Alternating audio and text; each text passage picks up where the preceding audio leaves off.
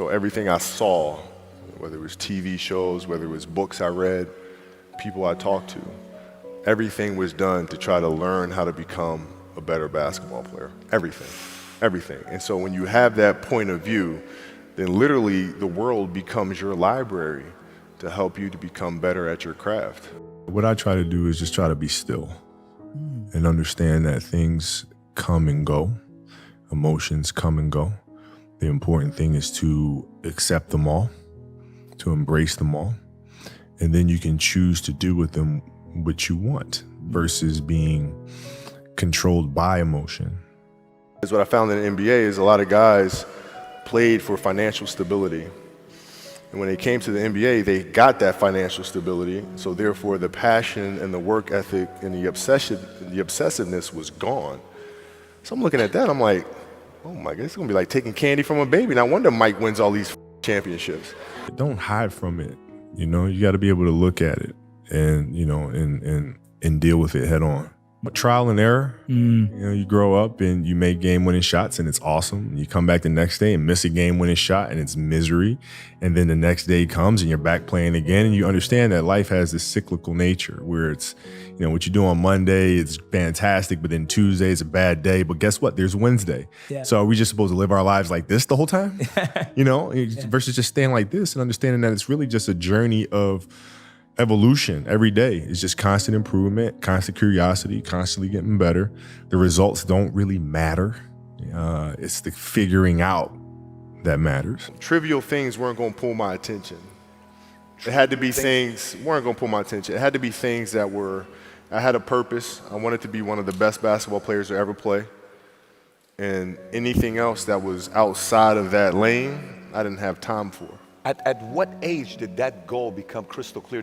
I made that deal with myself at 13 years old. At 13 years old? 13 years old. That's the deal I made. You were crystal clear about it? Crystal clear. It's just piece by piece, and it's the consistency of the work, which I feel like a lot of parents are missing today because we're not teaching that to our kids. We tend to say like kids don't want to do the work, but in reality, it's when we're failing them because we're not leading them the right way and teaching them, you know, how to fish, you know what I mean?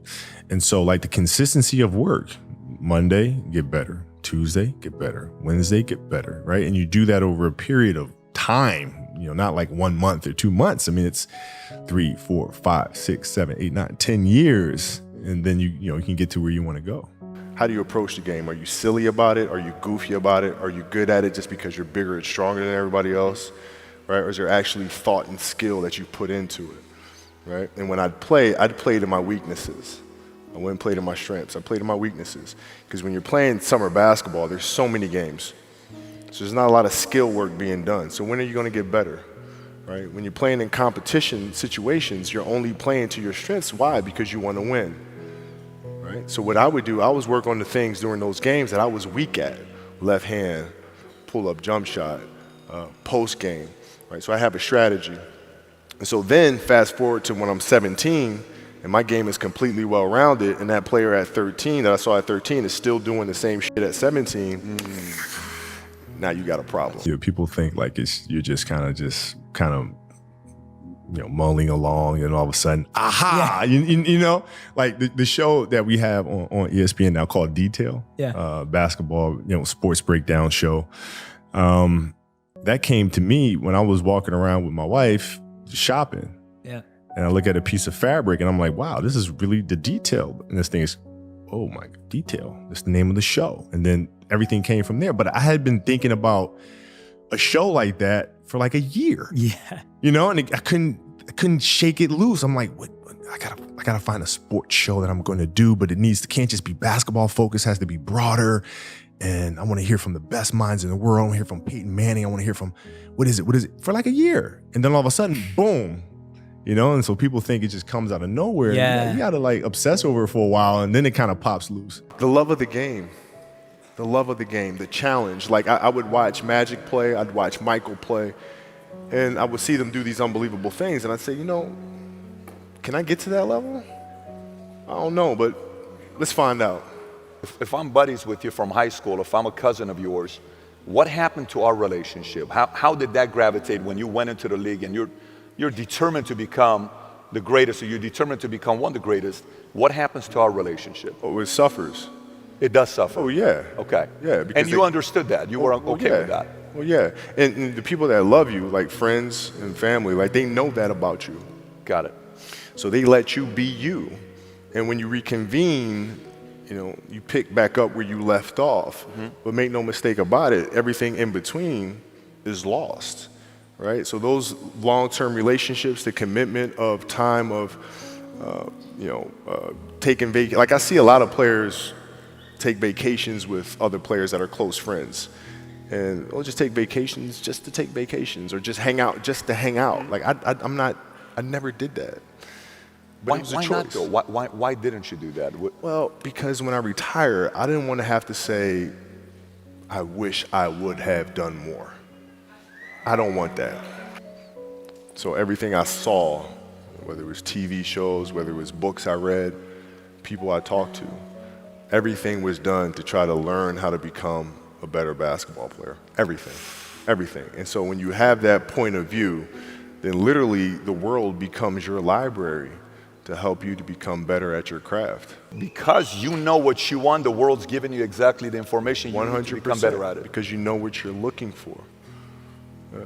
So would you, when you size your peers up, how'd you size your peers up? Like if you're sizing people, I'm talking you're 13 years old, you're sizing peers up, what lens are you looking through your peers? So at 13 years old, I had a, I had a kill list. And so, you know, they used to do these rankings. It was Street and Smith basketball rankings. And I was nowhere to be found because I was like 6'4", scrawny, like 160 pounds soaking wet. So I was like 57 on the list.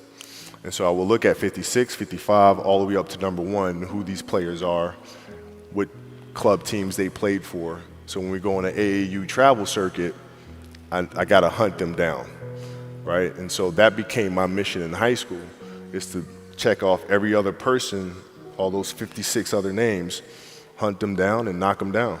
My parents were great. You know, growing up, you know, they instilled in me the importance of imagination, of curiosity, and understanding that, okay, if you want to accomplish something, I'm not just going to sit here and say, yes, you can do whatever you want. Yes, you can, but you have to also put in the work to get there, right? So they taught me that at a really early age, man. And when you grow up as a kid thinking that the world is your oyster, and all things are possible if you put in the work to do it, you know, you grow up having that fundamental belief. We used to have an all-American camp that I used to go to, and you know, at the time when I first showed, I was a sophomore, and one of the things I would do is while everybody would be at the cafeteria, eating and doing all sort of stuff, I'd just go back to the gym. I just go back to the gym. It's just, They'd be resting, eating. And they'd see me leave, right? But now you're in a tough position because you're like, okay, I want to be like, I'm following the kid to go work out, but I know he's working, he's up early, and he's doing all this other stuff. And so that was my way of showing them, yeah, I may be from the suburbs, but you're not going to outwork me.